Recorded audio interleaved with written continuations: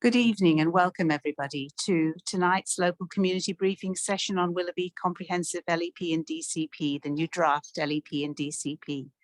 Tonight's webinar is focused on the local centre of Willoughby South. My name is Norma Shanky-Williams, and on behalf of Willoughby City Council, I wish to acknowledge the traditional inhabitants of the land on which we stand, the Aboriginal people, their spirits and ancestors. We acknowledge the vital contribution that Indigenous people and cultures have made and still make to the nation that we share, Australia. Now, before we get into the meat of the webinar tonight, I'm going to cue a brief video which provides a very useful background, I think, to the rationale for the new draft LEP and features Mayor Tanya Taylor and Dr. Deborah Deering from the GCC. So can we cue the video? Thank you. Willoughby is a wonderful place to live. It is a city of diversity with beautiful landscapes, people, and of course our vibrant CBD. Willoughby is a very diverse place. It has an important centre at Chatswood. It has some really much loved and very successful local centres. Our residents really value our beautiful bushlands and of course our urban environment and our CBD.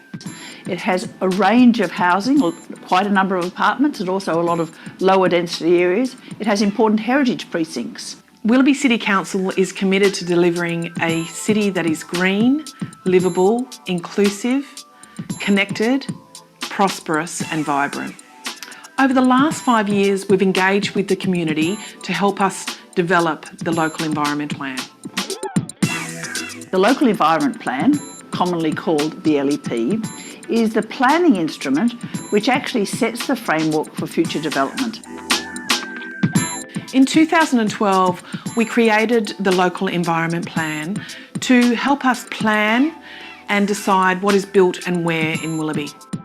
That's been proposed for change, significant changes. For example, in Chatswood, it is an important commercial place for the whole of the district, and even within Sydney, it has a key role. We want to make sure that's facilitated and expanded into the future.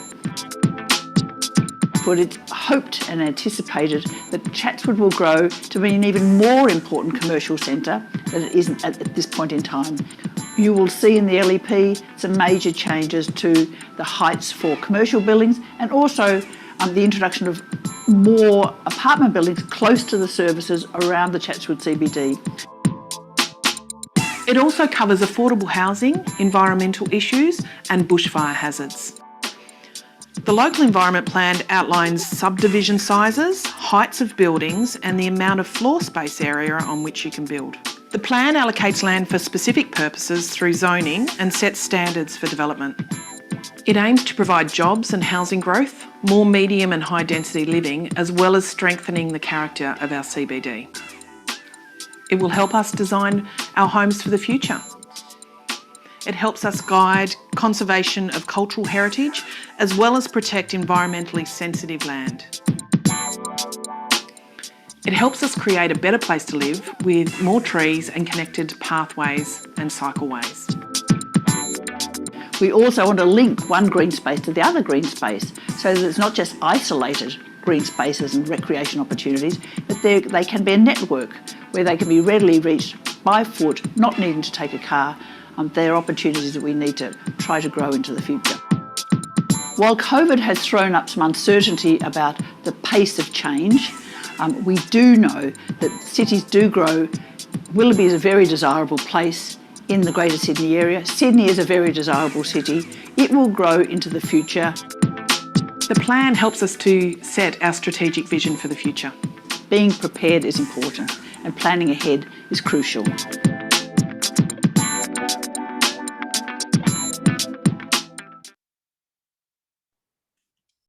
So hopefully you found that a really useful introduction to tonight's webinar. It gives you quite a good bit of background on how we've got to where we are.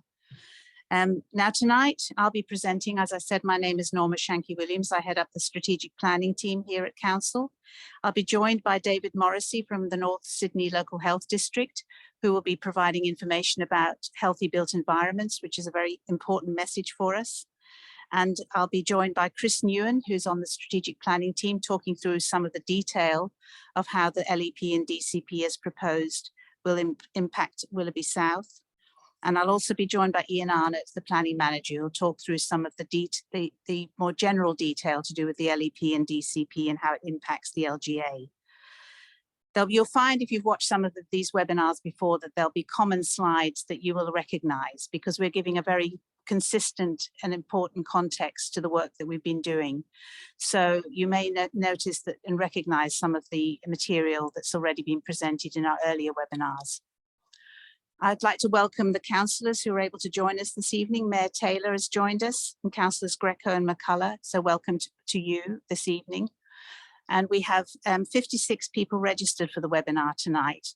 Now, there were 8 people who registered to come to join us in the chamber, but I think the inclement weather has probably put paid to that. So we are not joined by anybody in the chamber tonight. So we're just functioning on the Zoom call entirely online. If you have questions, they can be submitted at any time on the Q&A function of the Zoom.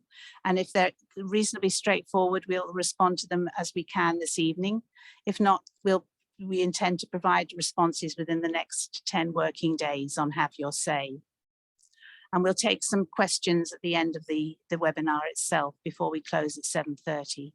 If you've got feedback and comments that are not questions, then if you can put those in the chat area of the Zoom, that would be very useful. And we can reflect on what you've had to say about some of the work we've been doing. So the agenda for this evening, I'll provide a bit of an introduction. There'll be a message from the Willoughby South Progress Association President Leah Bulfin before I go into the strategic planning background and talk about some state government changes to do with zoning as well. Then we'll hear from David Morrissey from the Northern Sydney Local Health District about creating a healthy built environment in Willoughby.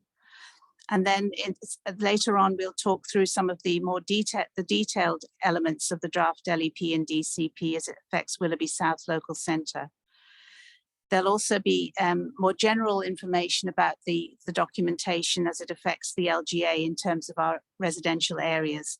And then there'll be time for questions, and there'll be an opportunity to hear from you before we close at 7:30. So now I'd like to hand over to Leah Bulfin, who's the president of the Willoughby South Progress Association, and she will bring a message from that area of the LGA. Good evening, and thank you, Norma. It's a pleasure to be able to make a short presentation tonight on behalf of the Willoughby South Progress Association. The area known as Willoughby South is right in the heart of the Willoughby local government area. It incorporates 2 major transport thoroughfares from the city through to the northern suburbs and beyond, including Willoughby Road and the Flatrock Road Alpha Road route. It contains a large part of bushland area around the Willoughby Leisure Centre, Howstrom Park and the bike path. It's a fantastic location and generally a really beautiful place to live. And for this reason has undergone a number of new significant and sometimes controversial developments in recent times, including the Mirvac development of 440 apartments at the old Channel 9 site, the Walter Street development of 164 apartments, a number of rezonings and medium density redevelopment and major upgrades to the Willoughby Leisure Centre. There is continued pressure for more development in the area, and there will be increased impacts on the area when some of the exits from the Warringah Freeway are closed and traffic is diverted via Willoughby Road for the new Beaches Link tunnel system. While progress associations are sometimes referred to as anti-progress associations, I believe that most Willoughby South residents are not against redevelopment and renewal of the area, but want to ensure that our beautiful part of the world and Willoughby is not turned into a soulless concrete jungle. We believe that the right balance between new development and maintaining a green, sustainable, community-oriented, functional and livable space can be achieved with the right planning controls. Some of the concerns that have been raised so far by our members and residents include the additional traffic that will be directed through Willoughby Road due to the new tunnels project. And while this is a state government project, we hope that Willoughby Council will put the necessary controls in place to stop Willoughby Road from turning into a towering concrete wind tunnel. And for this reason, we are concerned about the proposed heights along Willoughby Road. So we'll be interested to hear a bit more about that tonight.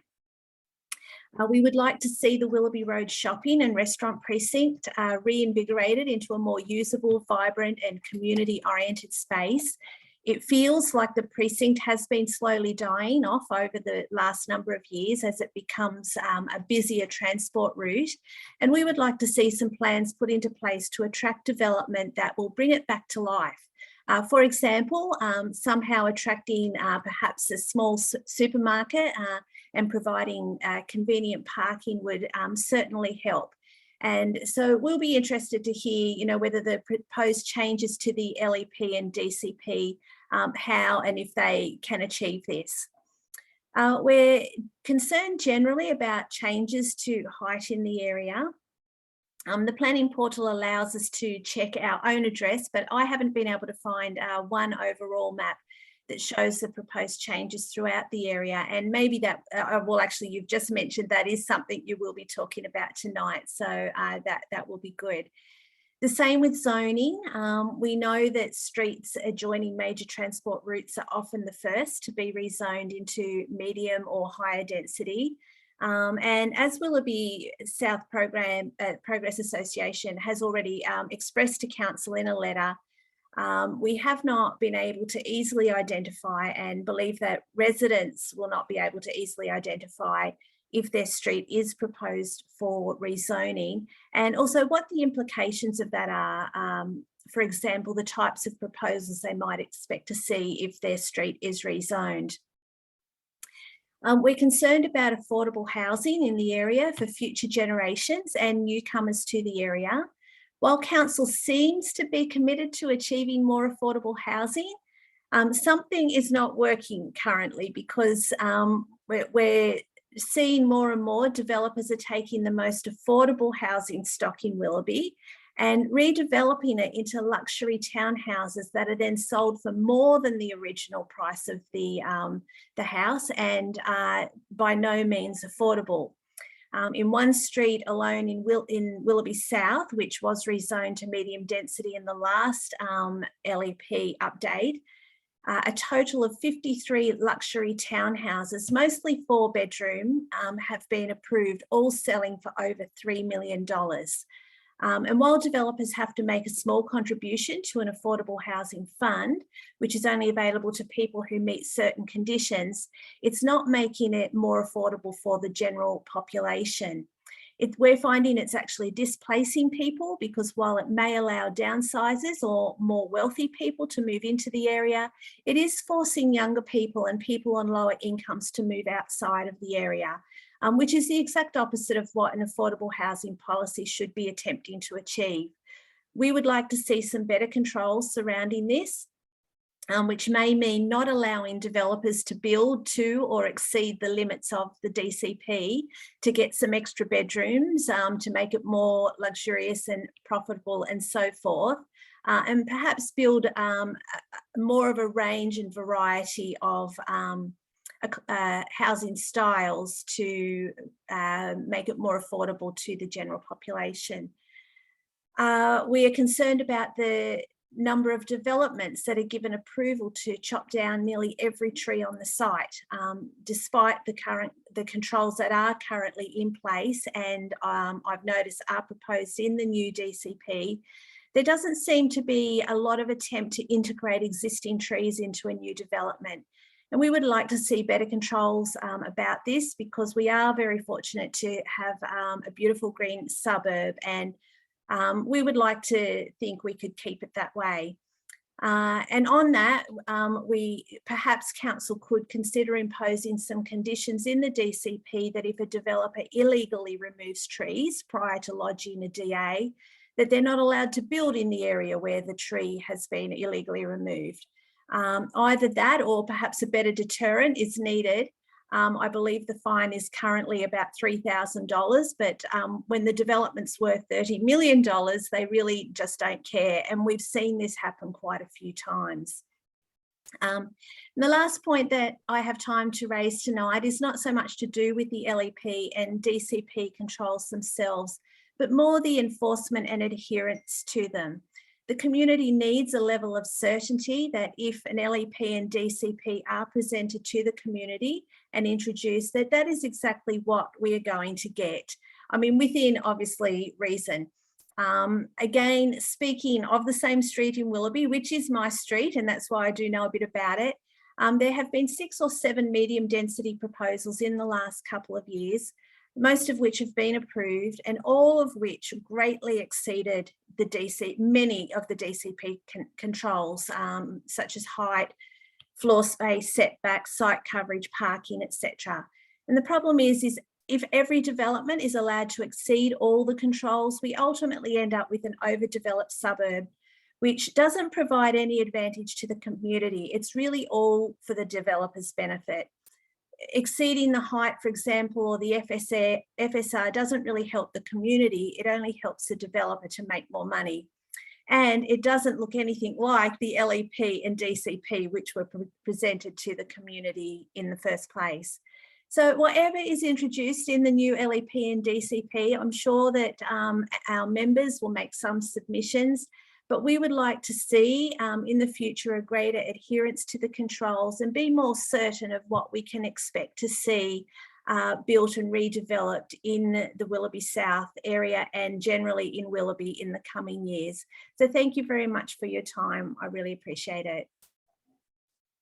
Thank you so much, Leah. You've really made a clear statement of your case there, I think, for Willoughby South and raised some very important issues. We certainly, none of us want to see a soulless concrete jungle in anywhere in part of Willoughby, that's for sure. So thank you for those points. And hopefully when you hear the webinar tonight, many of them will be addressed. But we'll certainly try and help you make that submission as we go through tonight and later on after this and next week when we attend your meeting. Thank you. So some of the headline changes that we're proposing in the LEP are to do with growing Chatswood CBD to the north and south along the rail corridor. And this is entirely in line with the CBD strategy, which has been adopted by council and already publicly exhibited and endorsed. Also increasing density in our local centres, entirely in line with our local centre strategy, which was the subject of much community engagement over the last 4 or 5 years. And finally, the local centre strategy was adopted by council, and it's those proposals that you will see translated into the new draft LEP and DCP. So where heights, for example, in Willoughby South were moderated, you will see that that's what's been included in the draft LEP for exhibition and further comment. Also, we're proposing more height and density in our industrial zones to inspire innovation and investment in those very important parts of Willoughby. And there will be a webinar next week about our industrial lands in particular. We're introducing a new design excellence requirement. We want the best quality design for all new developments of any scale in Willoughby. And we're also, to get to Leah's point, increasing the affordable housing requirement up from 4% currently, with an aim, a very ambitious aim of 10% in line with the North District Plan's suggestion. And we're also trying to introduce controls that manage urban heat impacts. And we'll hear something more about that, certainly from David tonight from the local health district, and also from Chris when he talks through his own detailed control section of this webinar. We're seeking to align our residential controls generally with those in the code SEP, the exempt and complying SEP, so that there's a degree of equity around what can be achieved through a complying development certificate and a DA. But very importantly, we're introducing landscaping controls, removing them from the DCP and putting them in the LEP instead to give them more statutory weight, because we believe landscaping controls, tree canopy and vegetation are such an important aspect of the quality of the character of Willoughby and to sustain biodiversity and to mitigate urban heat impacts. So that's a very important element for us. We may be trying to align the residential controls with the code SEP, but the landscaping controls are much more ambitious than in that SEP, and those are the ones we're proposing in the LEP.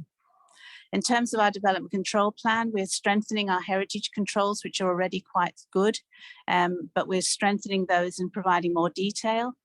And we're also suggesting reduction in the parking requirement for railway precincts such as Chatswood, Artarmon and St Leonard's, because we're all determined to try and impact the congestion that we all dislike so intensely. The documents will be on exhibition for 12 weeks all up, And we hope that this will provide a reasonable and significant amount of time for people to become familiar with them, explore them, and put together a submission that they can lodge with council.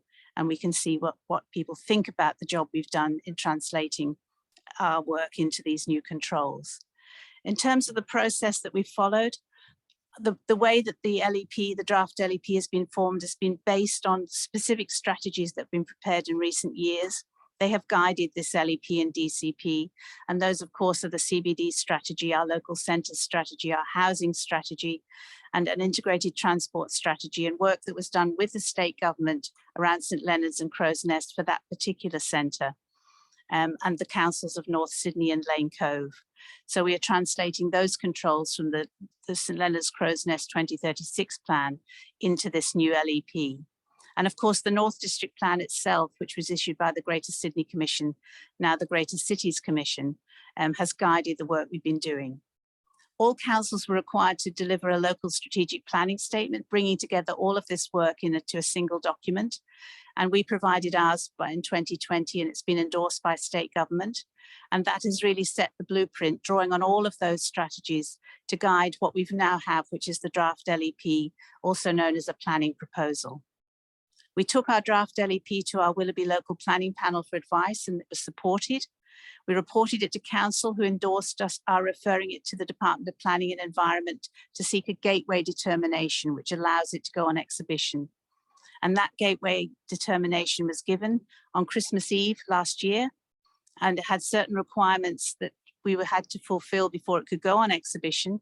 They've now been satisfied as the gateway requirements. And here we are now on exhibition for effectively 3 months or 12 weeks, seeking the response from the community as to whether or not we've got it right, left anything out, or things need to change again. The current LEP, the Willoughby LEP 2012, began work in 2006 and was exhibited a couple of times, first in 2010 and then in 2012. It came into force in 2013, so it's now 9 years old and ready for a refresh. And it's in fact had about 25 amendments since Gazettal, since this slide was prepared. So it's already a document that needs review and refreshment. And moreover, it has to reflect what has been handed down through the North District Plan from state government in terms of the objectives and aims for planning, future planning for the whole of the metropolitan area. So we have to reflect in our local planning what has been delivered from the state government in terms of state strategic planning. The LSPS that I mentioned before, the Local Strategic Planning Statement, which we delivered in 2020, sets that 20-year vision with priorities and actions for the whole of the local government area and brings together all the strategic work that we've been doing over the last 4 or 5 years in collaboration with the community. The LEP now has to give statutory effect to that strategic planning statement and develop controls that will be provided in the LEP and DCP that will deliver on those aspirations to do with housing, transport, heritage, economy and employment, biodiversity, climate change. It's a very broad church there that has been included in the LSPS. And it's quite a difficult process to deliver statutory controls from a strategic document. So we're asking you to reflect on whether we have fulfilled the promise of the LSPS in the work that we've been doing on the LEP and DCP by placing the documents on exhibition. Just to remind you of the basis of this new LEP, it hasn't come from nowhere. It's been drawn from the conclusions and recommendations of all that work we've done in collaboration with the community in terms of local centres and the CBD, industrial lands, housing and transport. And moreover, it will assist in responding to the new Resilient Willoughby Strategy and Action Plan, which was issued last year in 2021. And the basis of this Resilient Willoughby strategy is about trying to deliver resilient places to withstand climate change and sustain biodiversity and support vibrant connected communities, which is much of what Leah spoke about in her remarks earlier on in the webinar. And resilient buildings, which are safe, well-designed, affordable and sustainable. So that's quite a tall order, but we're committed to delivering on the promise of the Willoughby Resilient Strategy, the Resilient Willoughby Strategy in our LEP and DCP. So our controls must try and deliver on these documents. In terms of the key statistics that we have in the back of our minds for Willoughby and future planning, in terms of population, housing and jobs growth, I think you probably heard Dr. Deborah Deering say that COVID has impacted growth all across Sydney and all across New South Wales. However, that doesn't mean to say that growth has stopped and will not continue into the future. And we're expecting our population to grow from 78,000 in 2016 by about 14,000 people to almost 92,000 in 2036. So that's the scale of population growth that we're expecting to service in terms of numbers of dwellings. So we're looking for something in the order of 6,700 new dwellings to 2036 in order to support and supply the housing need of that population growth. The 5-year dwelling target that was handed down in the North District Plan of 1,250 new dwellings between 2016 and 2021, the 5-year target has well and truly been fulfilled. And so now we're looking to the longer term future for the housing needs of Willoughby to 2036 and beyond. The number of jobs in Willoughby is also expected to grow to 74,500 in 2036.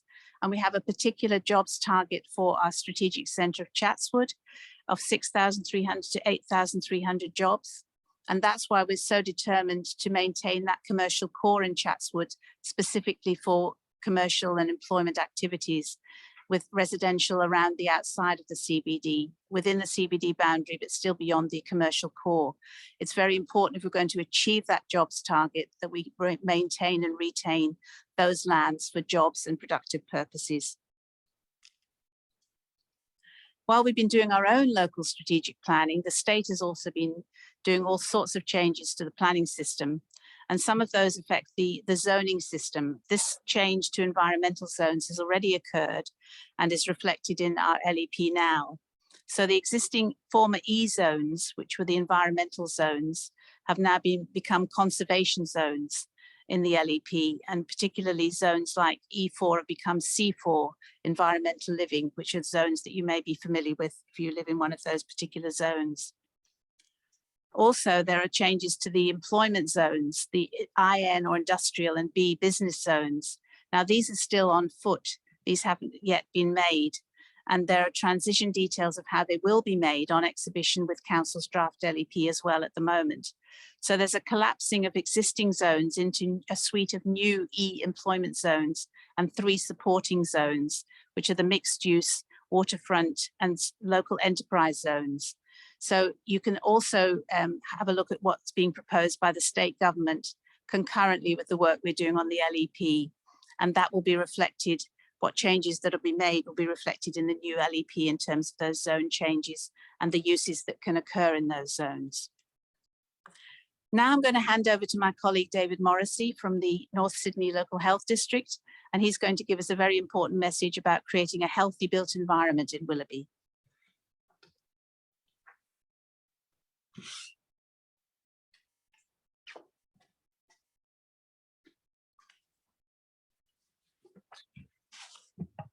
Thank you, Norma, for that introduction. So as Norma mentioned, my name is David Morrissey. I'm from Northern Sydney Local Health District, which is all part of New South Wales Health. We cover the area from the Harbour Bridge all the way through to the Hawkesbury, and the Willoughby City Council is one of the LGAs in that area, one of the 9 LGAs in the area. Health promotion, the department I work in, we do our best in the community to help councils and the community to lead healthy, active lives and we work everywhere from preschool area through to the aged care area and everywhere in between. So that's the work we do. I specifically work in healthy built environments team, and I'll tell you a little bit more about that shortly. And it's all about working with councils and state and federal government on the built environment. And the built environment really is any human-made area in our environment, such as the homes, footpaths, bike paths, playgrounds, green open space, easy access to fresh fruit and vegetables, those sort of housing, those things that have a great influence on our mental and physical health. And that's the reason that Norma and Council have invited me here today. So I'll talk a little bit about, be an overview about the connections between the built environment and health. And we'll give you context for the discussions about the LEP and DCPs tonight. So the first question I'd like to ask you to consider, and put in the chat box there if you have thoughts on this. Two questions. Firstly, what makes you feel healthy? Is it the physical activity you do? Is it the healthy food you eat? Is it socialising with family and friends? Or is it spiritual connection you have with the area around you? Or is it a combination of all of those things? So consider what makes you feel healthy, and also how does your neighbourhood contribute to your feeling healthy, your health and well-being, positively or negatively. So consider those things and feed those into your discussions with the team here tonight, and how you can make your neighbourhood, your surroundings healthier for you, both as they physically and mentally. That's really important. That's what we're all about here tonight. And the LEP and DCP will have a huge influence on those. So when we think of these things, we need to consider that all built environments are not created equal. They're profoundly different from suburb to suburb and from LGA to LGA, but they have a profound impact on our physical and mental well-being. A really important document that New South Wales Health has put together is called the New South Wales Health Healthy Built Environment Checklist. And it covers 11 themes that all contribute to a healthy built environment. Now, you might be aware of the term livability. Well, all these 11 themes cover what we call livability. So as you look at the slide there, we have healthy eating, physical activity, housing, transport and connectivity, quality employment, community safety and security, open space and natural features, social infrastructure, social connection and connectivity, or cohesion, I should say, and connectivity, environment and health, and of course, very important, environmental sustainability and climate change. So all of these are crucial to having a healthy built environment.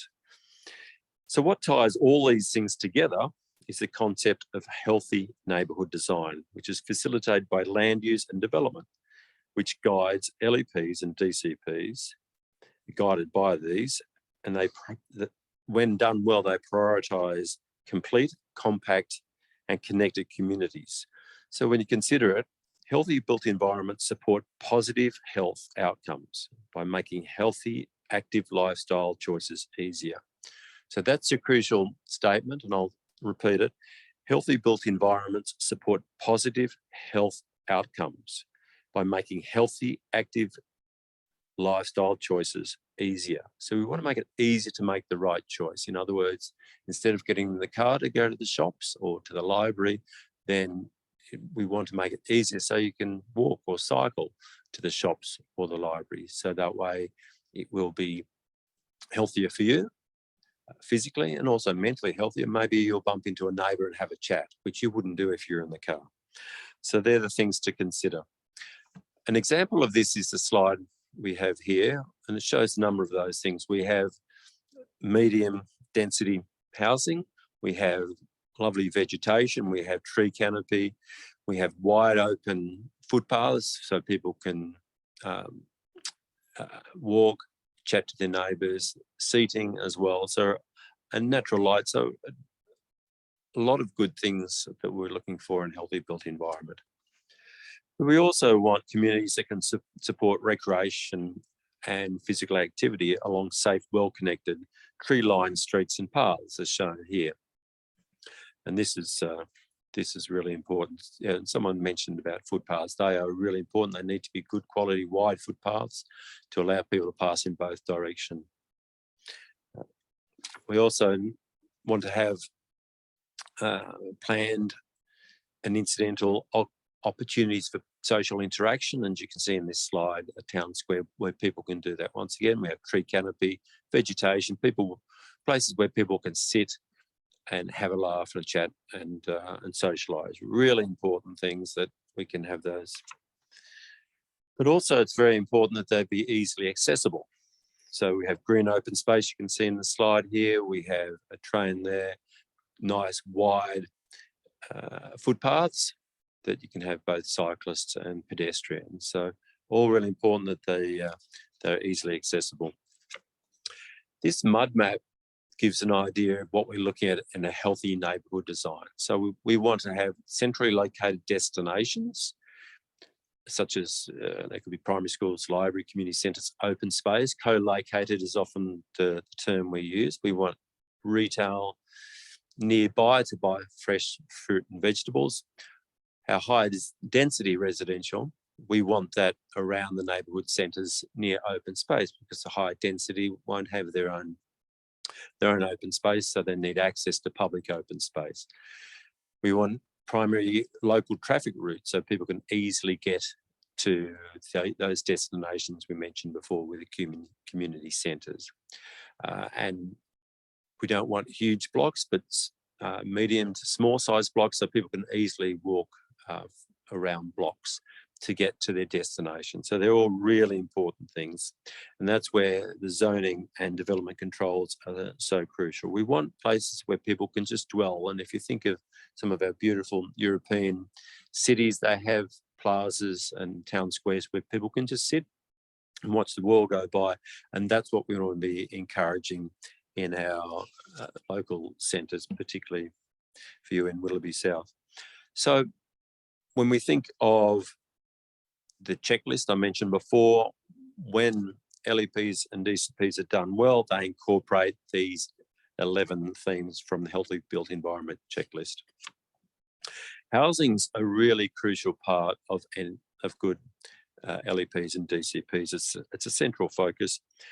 What we look for is diversity of housing. So we don't want everyone to be in a quarter-acre block house, detached dwelling, but have a mixture of different dwellings, whether they be those or detached or attached dwellings such as townhouses, duplex, or they might be apartment blocks, as you can see in the slides here. A variety of dwellings is really important because it then allows people to move in different stages of life from one type of dwelling to another. They may be born in a standard block such as a house with a backyard, and then as they get older they want to move into their own place. They might rent an apartment, then they might buy an apartment, and then they might start having family and want a detached dwelling again with a backyard, and then they get to the stage where it's all too much to maintain, so they might want to move back to an apartment or a townhouse. So through life, we really want to have the option of moving within our own neighbourhood to these various types of dwellings, so that we don't move away from friends and family and an area that we're really very comfortable in and find home. So that's a really important part of the process of considering what sort of dwellings and getting that diversity of dwellings and diversity of density that goes with it. Sometimes people feel a bit concerned about higher rise. We need higher rise to increase population and affordable housing as well within high rise. We have diverse communities, I mentioned just before, and for all ages. When high rise is done well, when it's well designed and well located, it can be very good. As you can see here, we can have green roofs, green walls, and they, when done well, they can provide an excellent benchmark for good housing. And Norma mentioned a little bit of that before, having high quality. So you have when done well, it activates the streetscape and minimises overshadowing of nearby streets and similar. So a mix of dwellings is what we're looking for in the LEP and DCP. When we have higher rise, we need to have a lot of green open space. And it's got to be quality open space, as you can see in this picture here, where you have playgrounds, green open space, access to the water, which is lovely, and lots of tree canopy, which takes me on to the next question. Tree canopy is crucial, and I know Ms. Bulfin mentioned this earlier on. Tree canopy is crucial, particularly with climate change. And it was mentioned by the previous speakers and Norma earlier on with urban heat impact. So as with climate change, we have a really important need to have tree canopy so that we have shade. And I'll show you the two images here. You can see the impact the shade has between the two. This gives an idea of the heat in the area. One area it has the shade and one doesn't. And you can see in the red there how hot that area is, and where the shade is, it's significantly cooler. So it's really important that we have green open space, tree canopy to cool the environment. Otherwise, we talk about heat island effects of when you have too much concrete. So these things are really important. And to give you an example of that, in 2020, more people died from heat than car accidents in Australia, which is quite remarkable, isn't it? In New South Wales, heat-related deaths accounted for more deaths than all other deaths combined. So it shows that this is a really important thing to consider in LEPs and DCPs, that we have a lot of tree canopy, and that makes it more comfortable for everyone, whether it's children walking to school, that they be in shade, or particularly our elderly people walking to and from the shops, that they walk in shade rather than in somewhere in the bright open sunlight, particularly through summer. So these are things to consider when you talk about the LEP and DCP tonight. Once again, I commend to you the Healthy Built Environments checklist, which is available if you Google it online. So once again, think about what makes you feel healthy and feed that into your feedback to council tonight. And how will the neighbourhood that you live in contribute to your community's health and wellbeing over the next 15 to 20 years? So thank you for inviting me along, Norma, tonight, and I wish you a successful meeting.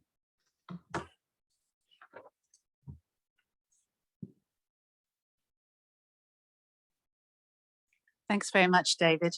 Always a very important section of the webinar, I think, because if we're not trying to create healthy built environments with our LEP and DCP, then what are we trying to do? So it's very important that we heard that message and understand what's lying behind our controls.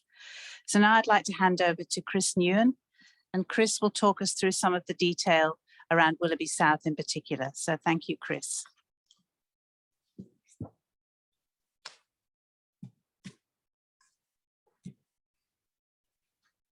Hi, my name is Christopher Newen, and I'm a strategic planner at Willoughby Council. I'm here today to talk to you about the proposed changes to the LEP and DCP and what it would mean for the Willoughby South local centre, which of course is the row of shop top housing between Pengreville Street and Boulay Street.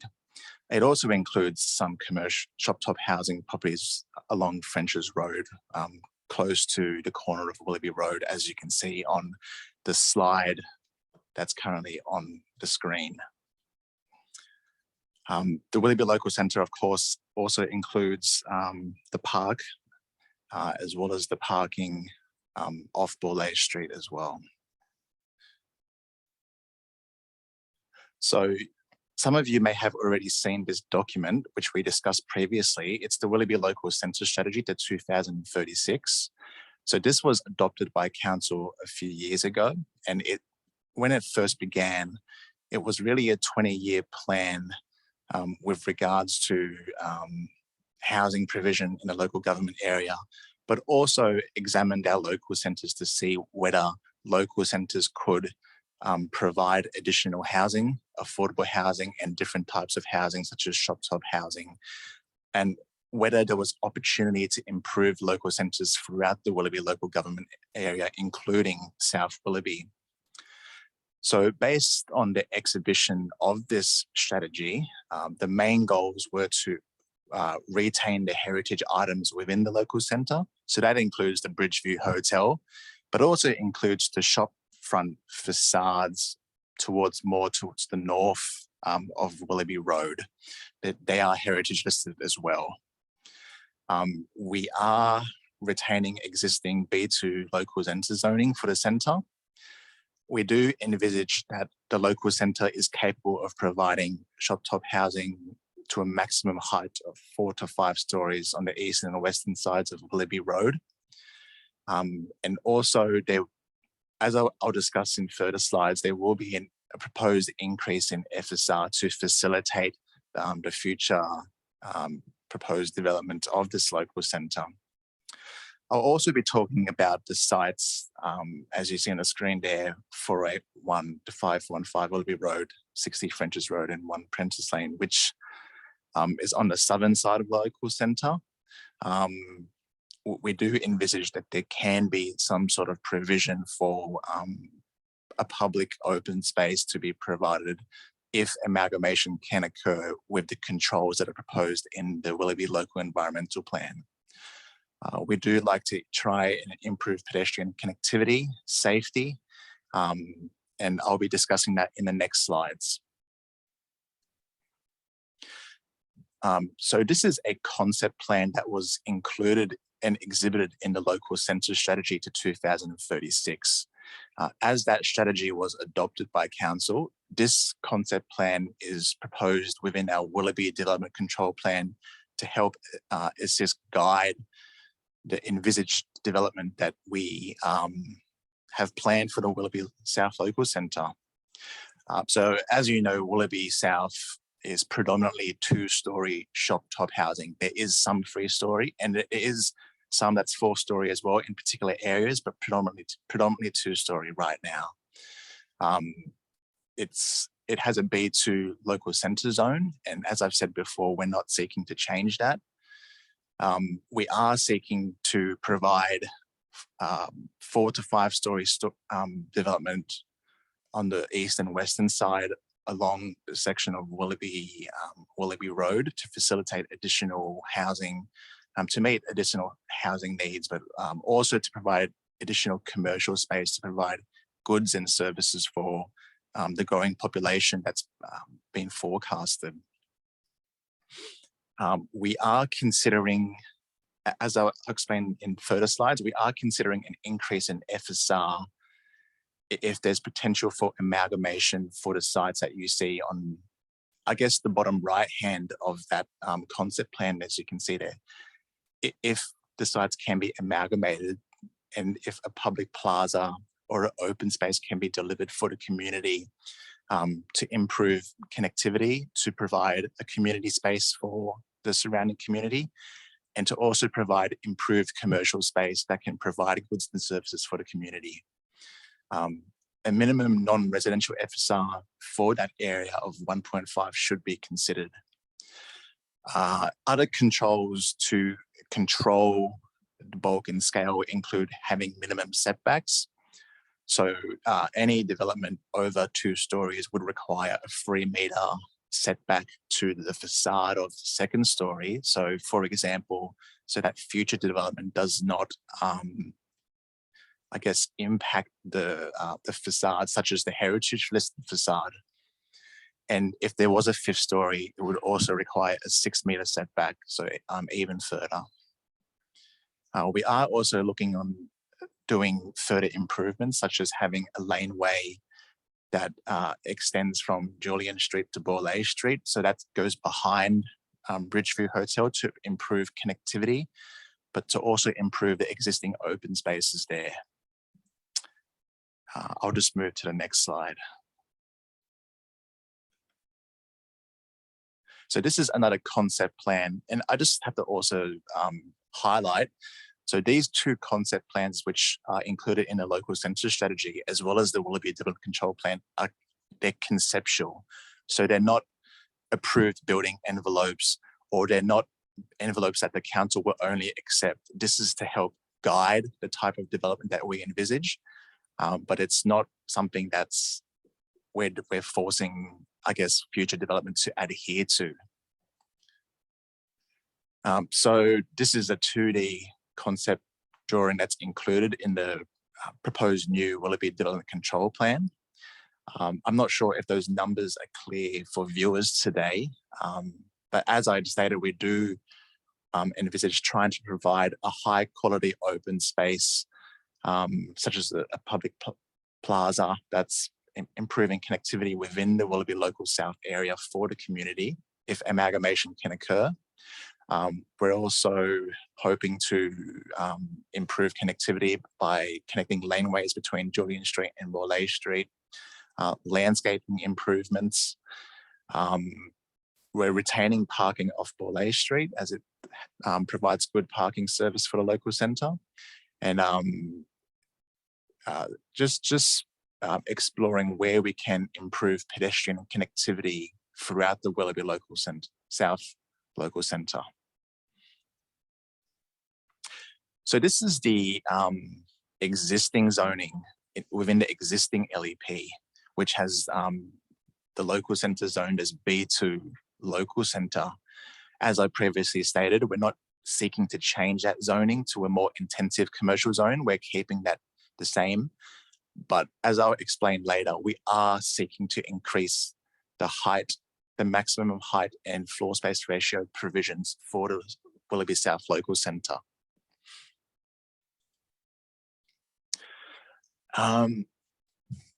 So I hope this is clear for viewers. I think, as was stated before, people had trouble viewing where was the increase in height and FSR occurring in the Willoughby local centre, Willoughby South local centre. I hope this slide provides some clarity.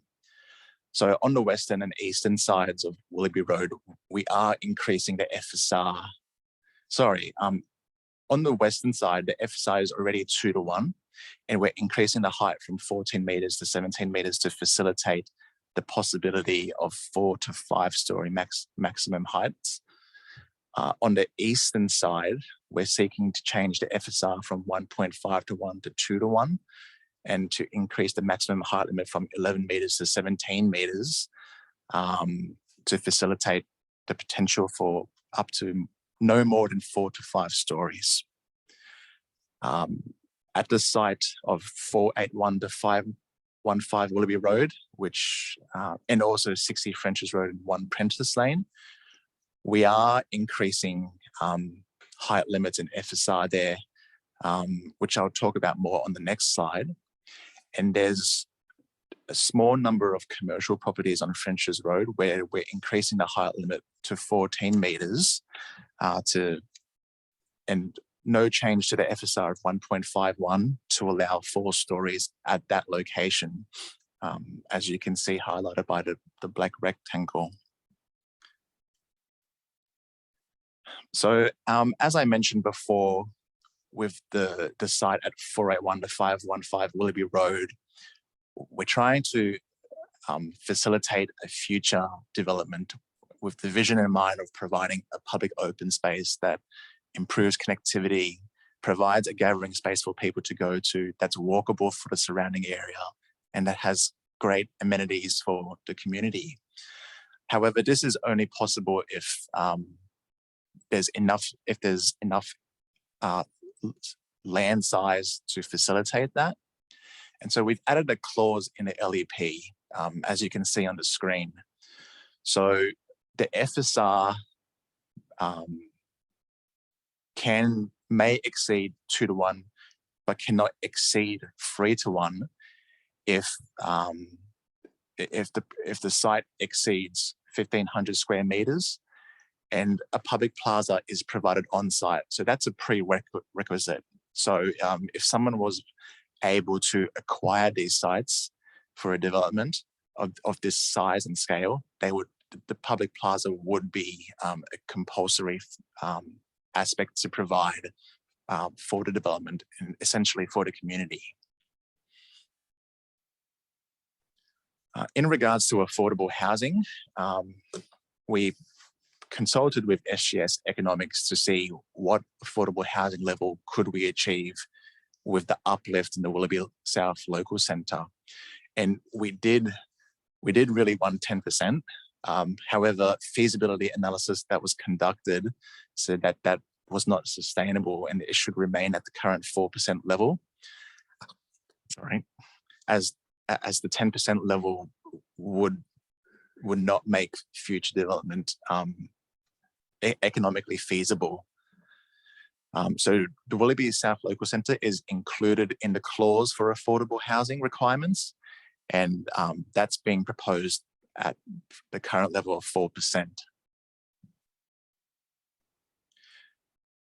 We have a design excellence clause in our local environmental plan, and the Willoughby South Local Centre is subject to this design excellence requirement. So this design excellence requirement for any development between the height of 12 metres to 35 metres, any development would be subject to a compulsory design excellence review panel that's conducted by the council. So the design excellence review panel would consist of recognised distinguished experts in the field of architecture, urban design, and/or planning.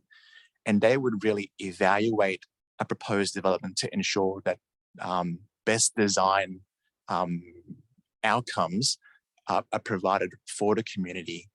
And if in certain circumstances that they're not, they would provide to council and the applicant advice with regards to what changes need to be made or whether or not a proposal achieves design excellence and what should be done for the local design centre to achieve a standard that would meet the goals that we're trying to achieve in this local centre.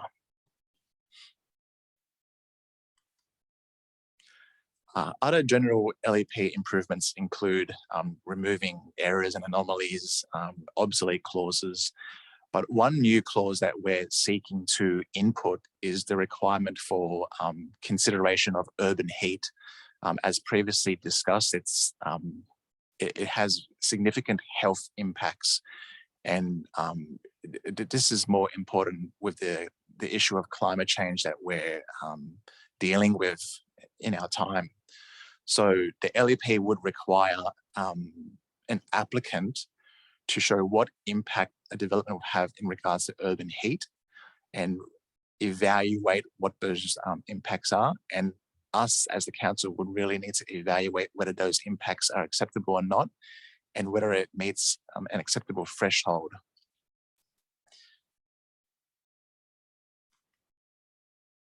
Other changes that we're making include, as I said, removing anomalies. So this is an example here of a heritage item where only partially, the site was only partially listed on our maps as heritage listed, where in fact this heritage item was meant to be entirely listed. So it was meant to be entirely coloured to indicate that the entire site is a heritage item. And so we make those changes to ensure that we provide accurate information and to also protect the heritage item. So the concept plans that I've discussed today, if you're thinking about lodging a submission, and I encourage you to lodge a submission with regards to the proposed changes that I've discussed today, those concept plans can be found in Part L of the Willoughby Development Control Plan. So on the Council's Have Your Say website, there's a list of Willoughby Development Control Plan documents. The plans shown in the slide today and the controls are in Part L. And I recommend having a read of that. And I also encourage lodging a submission to really tell us your thoughts on the proposal and anything that may improve these plans. You may also express disapproval as well. We just look forward to receiving any feedback as much as we can to lead this forward.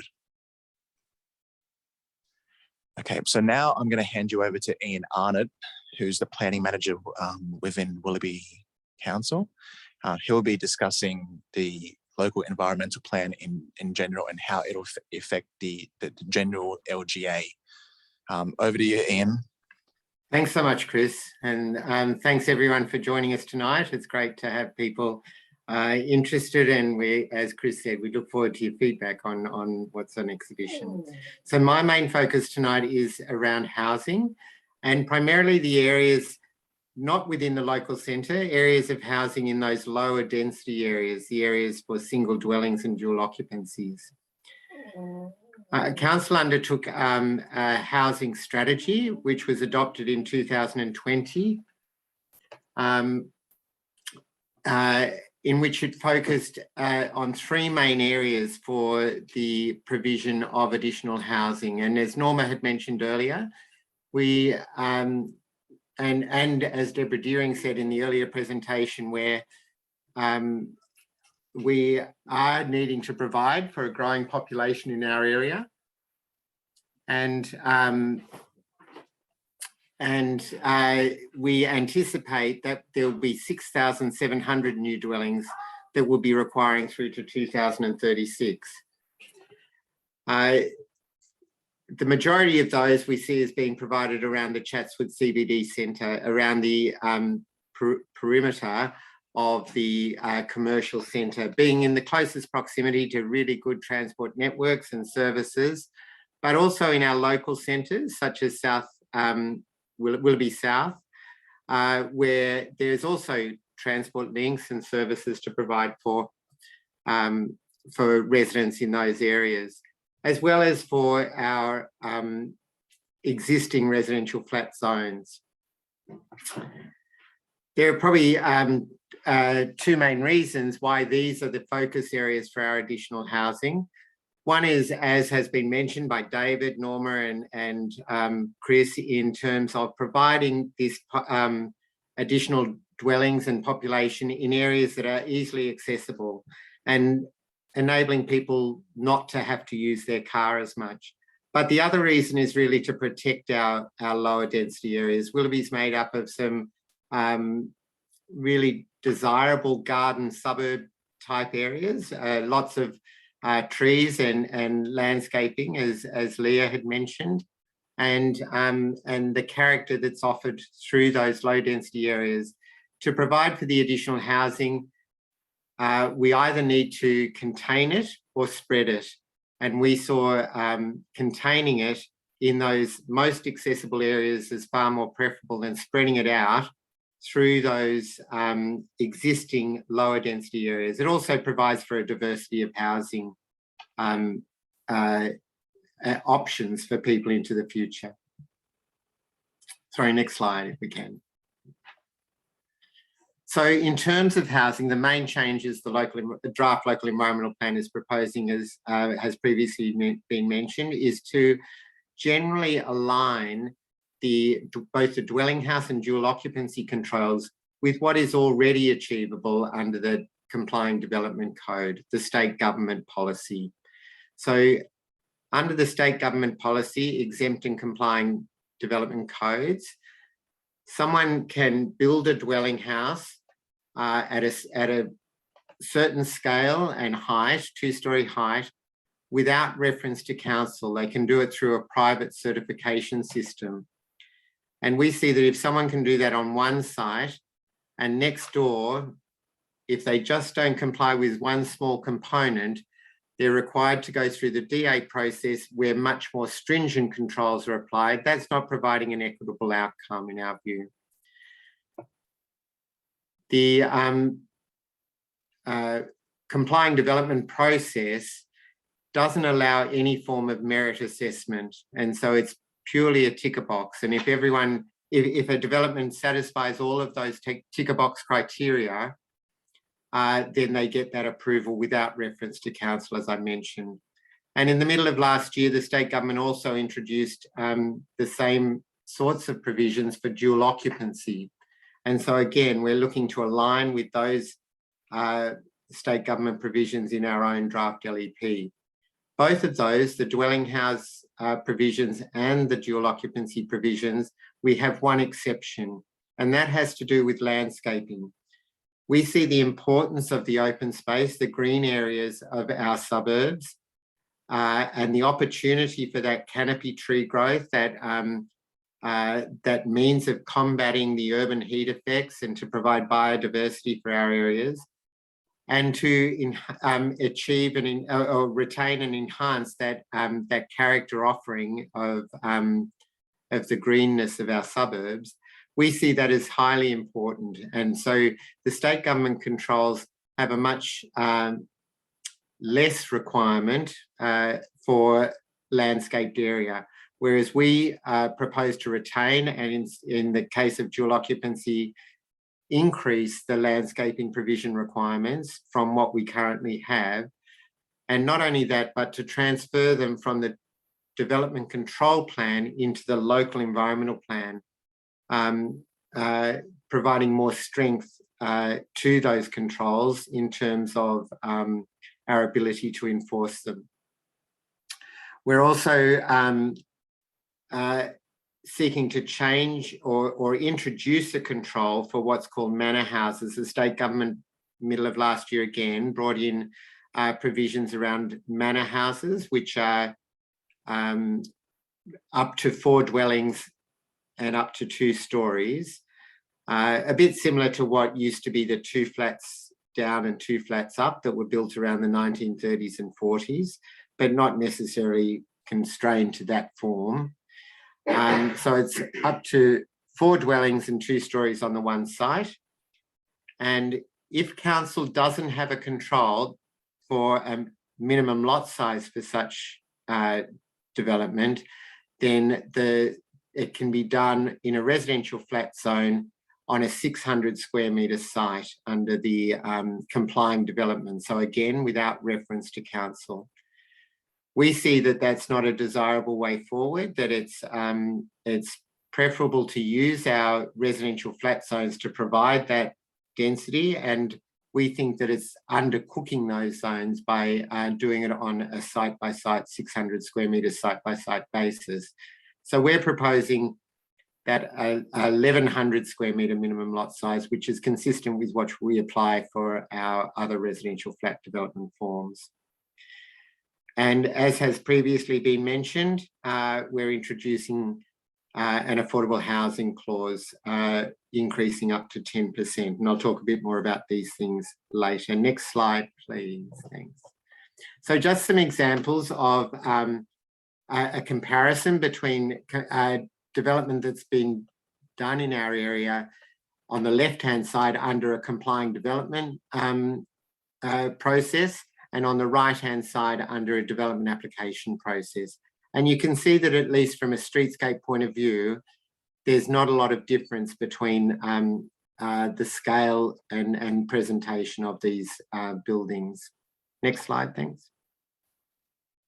So this slide looks a bit busy, a bit of a lot of information, but let me just touch on it. And it's really explaining how our control is changing to align with that of the complying development provisions in respect to the floor space, the amount of gross floor area you can achieve for a dwelling house on a site. And this only applies where complying development applies. So it doesn't apply to our heritage conservation areas. It doesn't apply to our environmental living, what are now called our C4 zones.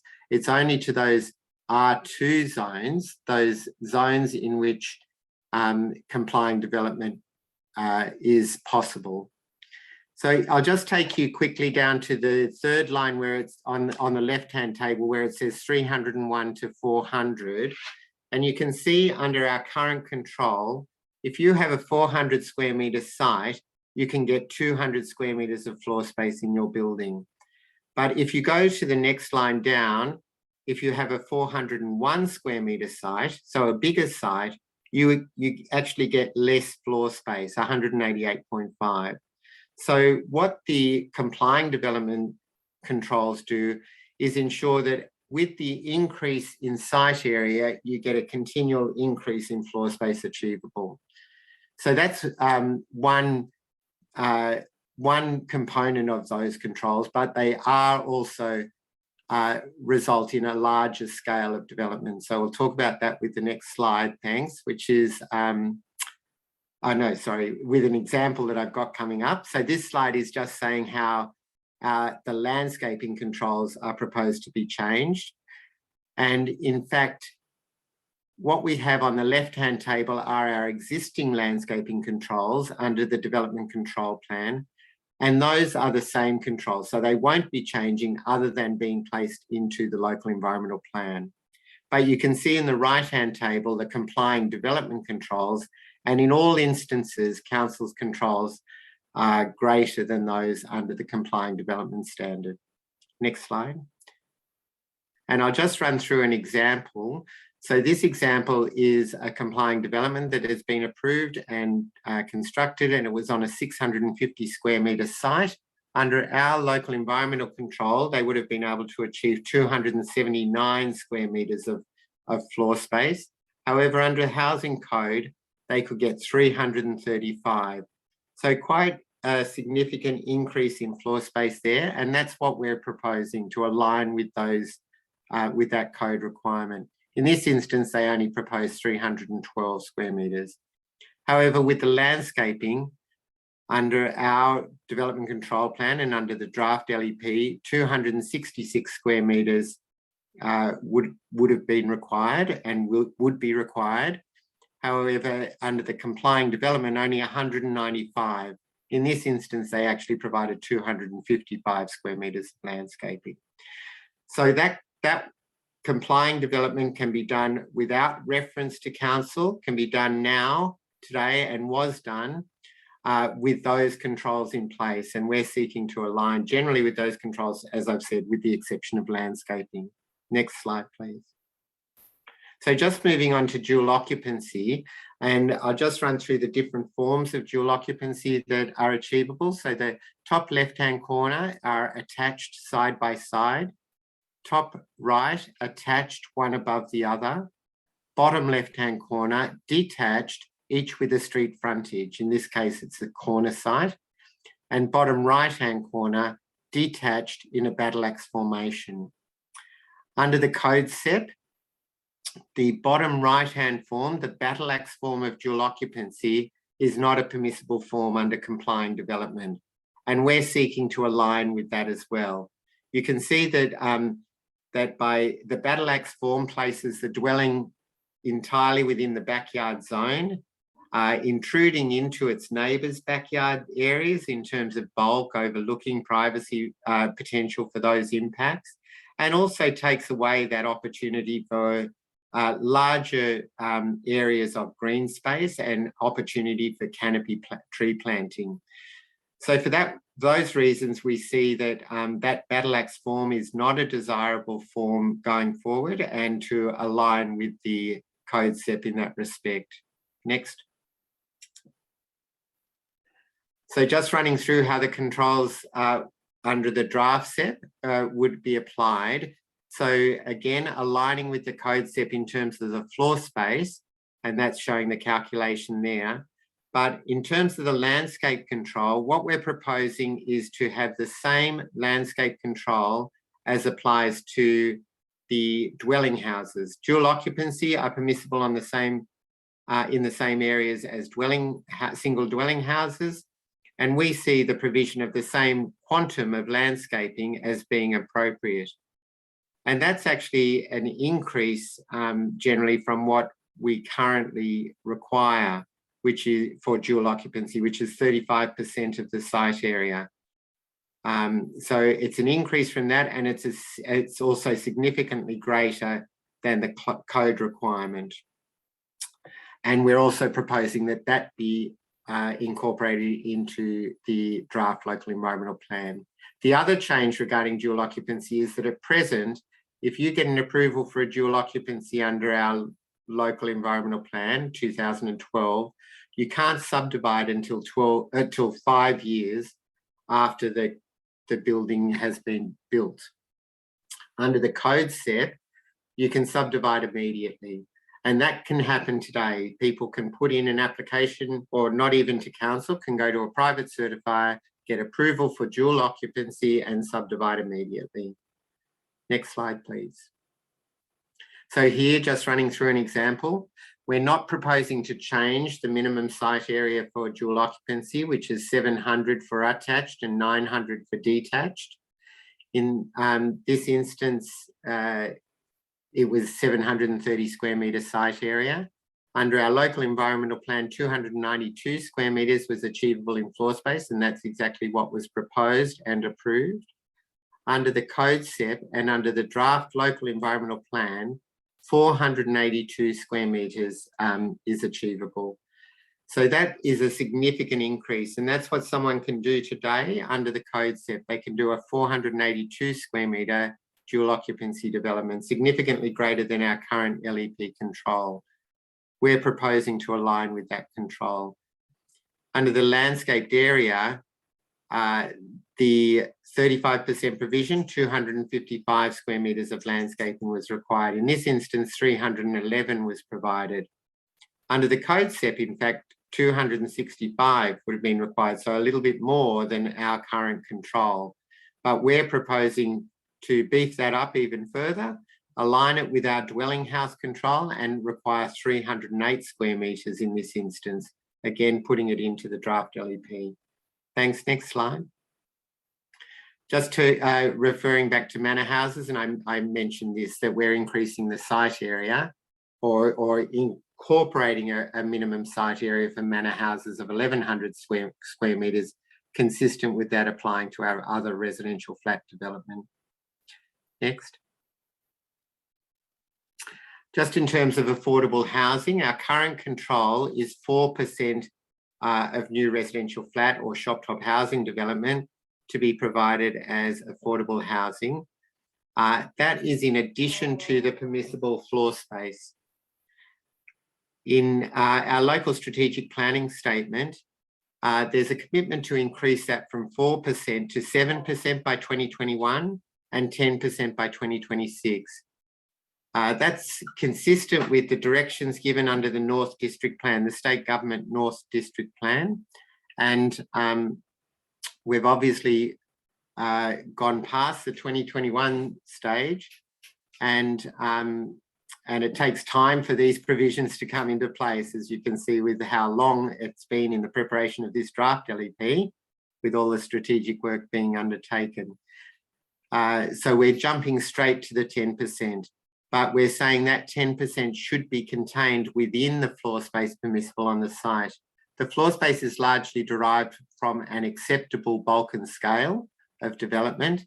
And if you say this is the acceptable bulk and scale, but then add on top of that the affordable housing floor space, you're changing that bulk and scale to something that wasn't considered appropriate in the first instance. So we see it appropriate to include the affordable housing provision within that acceptable bulk and scale. At the moment, our draft LEP has 10%. However, as Chris mentioned, the feasibility report undertaken indicated that for South Willoughby, it probably isn't feasible to undertake that at 10%, and probably retaining the 4% is what is necessary for it to be a feasible form of development. So we're interested in your feedback on that as well. We're very keen to see additional affordable housing provision for our area and know the need for it right across Sydney. But if the development can't go ahead, we're not going to get any, obviously. So I'm interested in your feedback on that one. Next slide, please. So just in terms of the development control plan, it's divided into 12 parts. And next slide. And those are, the way we've formatted it is trying to make it a more user-friendly document.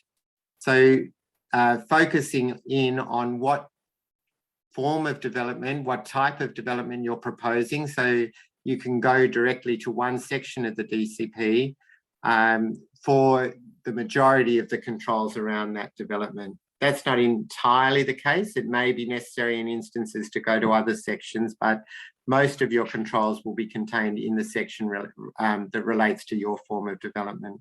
So if it's residential, it would generally be Part B that you'd be looking at. However, if it's in an environmental living zone, Part C.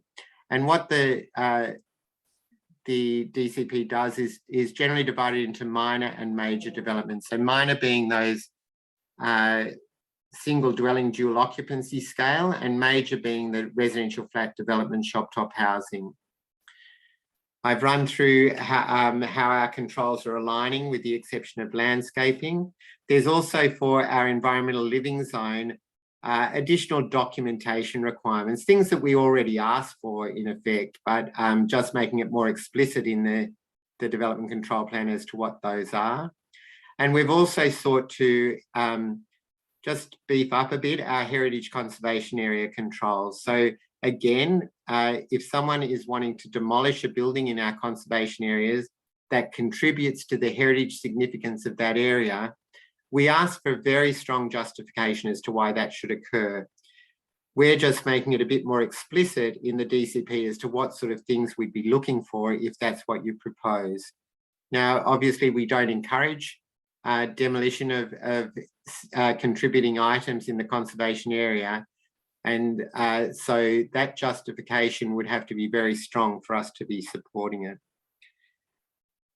We've also introduced some controls around semi-detached development, something that was missing from our development control plan in respect to conservation areas previously, and we've sought to incorporate that in the draft DCP. And we've just also reinforced the importance of protecting the external fabric and the streetscape character. And for our residential flat zones, we're generally aligning with the state government apartment design guide. Where there's inconsistency, our existing controls would remain. We're not changing those to any great extent. And we are introducing deep soil planting controls. Next slide, thanks. If it's a commercial form of development or a shop top housing form, something in the local centre, then these are the parts of the development control plan you'd be looking at. Part B for the residential component, Part D for the commercial component, and Part L, as Chris was referring to, for the place-based controls. And that's really reflecting the controls that Chris was talking through and that come from our local centres strategy. Other parts of the DCP to be aware of are Part F, where for transport and parking management, where, as Norma mentioned, that travel demand management approach is taken, where we're seeking to reduce car ownership, car usage, and provision of parking around for new development around train stations. Part G, which is vegetation management, minimal further change there because that one has only recently been introduced in February 2020.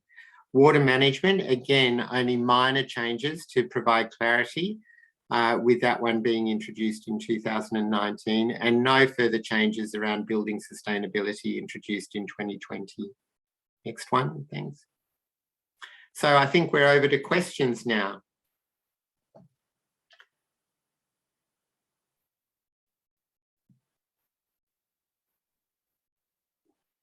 Thanks very much, Ian. As always, a very detailed and comprehensive overview. And I think some of you may have found the slides quite information rich. That's important to us because you want to go back to the webinars and revisit them on our website. You'll want to know the detail of what was said. So we think it's important to populate those slides with as much detail as possible to help you with your thinking and your submission. So now we're over to questions, and I think Andrew will take a couple of questions tonight. We've run a bit longer than usual, so I think we might have time for a couple of questions if you can ask a couple now. Thanks, Andrew. Yeah, thanks, Norma. I'll go back to the first question, which we said we'd answer live. That's from Kate Lamb. So could one of the planners please describe the intent of the Code's state planning policy, the Code SAP?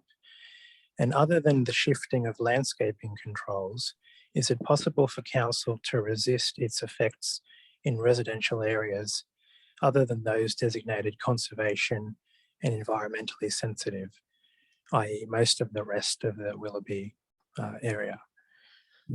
Well, thank you for that question. The Code SEP, when it originally came in as exempt and complying development, was really about very minor developments that you should be able to do without having recourse to council. And that really meant the small alts and adds you might do in your backyard garden sheds, gazebos, those sorts of things. But the system became very popular because it allowed you to go to a private certifier and run a very quick show for getting development through that sometimes took a lot longer with local council. And then the scheme grew and grew to now we've got the opportunity to build entire homes, and in fact, entire rows of terraced houses under exempt and complying development. It's a state control, it's a state environmental planning policy. There's very little local government can do about that. We can do as we do, which is try and monitor how it's impacting our area and see if there's something we can do in terms of our own LEP and DCP controls to mitigate any of the worst effects. But it is something that it's a popular policy because people like to be able to go to a private certifier and get something through very quickly and not have to go to council. We do our own compliant development certificate work in council. We act as a private certifier ourselves, and that provides that fast track route to get a development application considered. But I mean, there are impacts, and we make those impacts known to state government when we're in conversation with them, and they know very well that some of the compliant developments are not successful, and particularly in terms of trees and landscaping. So that's why, although we seek to align with the scale of the buildings that are allowed under CDCs, the landscaping control is a particular interest to us, and we want to strengthen that here in Willoughby. I'm not sure whether you've got anything you might want to add, Ian. No. So the answer is really yes. People can come and do it right away. That we can't do much to control it other than advocate where we think it's causing unnecessary problem. And because they can do it straight away under that private certification system, we see from an equity point of perspective, aligning with it is probably the appropriate way to go, with the exception of the landscaping. So that's all I'd just say. I should have said earlier probably as well that we have done testing around that as well to ensure that this scale of built form can be achieved on the sites with the quantum of landscaping that we're also seeking. So we have tested that out to some extent. Thanks, Ian, and thanks for the question, Kate. Have we got time, I think, maybe for one more, Andrew? Yeah, this is the next question from Barry D about high-rise development. Based on the current development in place and happening, and that planned by North Sydney and Lane Cove and Willoughby, what confidence can St Leonard's residents have that they will not be drowned in high density? As a resident of over 20 years, I can see Crow's Nest and St Leonard's merging into a single high density zone, too big and confining. What does Willoughby need to do to moderate this seeming endless development, please? Well, I'm not sure Willoughby has much control over the other local government areas that meet at St Leonard's. I mean, we have control over our own LGA, but not over North Sydney, of course, and Lane Cove. And all three councils have got their plans for St Leonard's, which have come together under the St Leonard's Crow's Nest 2036 plan with state government. Our proposals for St Leonard's are mainly of a commercial nature.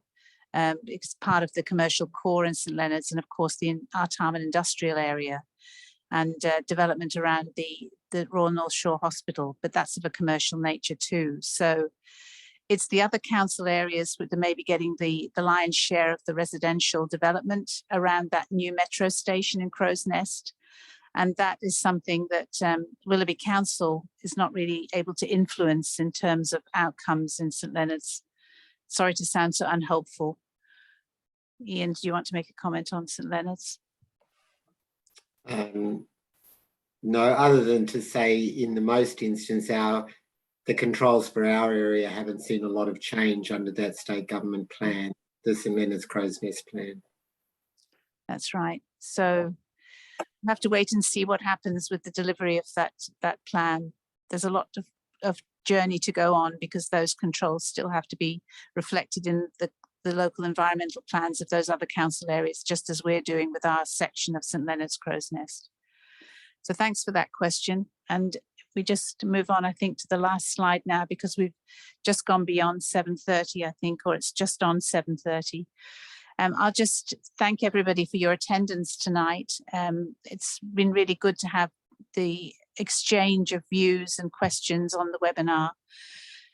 We've held 11 webinars now on our local areas, our local centres, and it's been a very enlightening process. We've had lots of interesting questions and perspectives, and we hope that what we've provided in these webinars has been useful to your thinking in terms of your submissions, what submissions you will make and what comments you'll raise.